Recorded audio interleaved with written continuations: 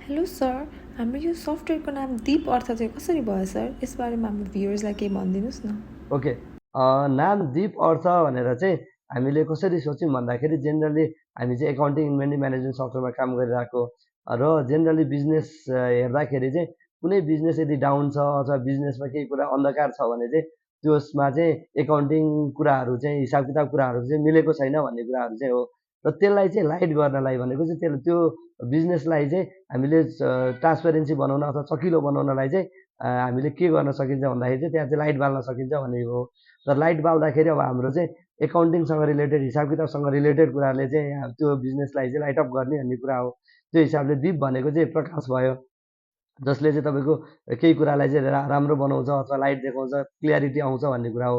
अर्थ भनेको चाहिँ आर्थिक, आर्थिक भनेको पैसासँग रिलेटेड अथवा तपाईँको बिजनेससँग रिलेटेड, वेल्थसँग रिलेटेड कुराहरू हो। त्यो भएको कारणले तपाईँको बिजनेसमा वेल्थसँग रिलेटेड कुराहरूलाई चाहिँ प्रकाश पार्ने अथवा लाइट देखाउने, त्यसलाई ट्रान्सप्यारेन्ट बनाउने भन्ने कुरा चाहिँ यसले चाहिँ हामीले चाहिँ त्यसरी सोचेर चाहिँ दीप अर्थ भन्ने नाम राखेका हौँ। र यो दीप अर्थ भन्ने सफ्टवेयरले चाहिँ तपाईँको बिजनेसलाई चाहिँ लाइट अप गर्छ, ट्रान्सप्यारेन्ट बनाउँछ। तपाईँको सानो सानो कुराहरू, हिसाब किताब कुराहरू चाहिँ इजिली देखिन्छ। त्यसैले यो नाम चाहिँ दीप अर्थ भएको हो।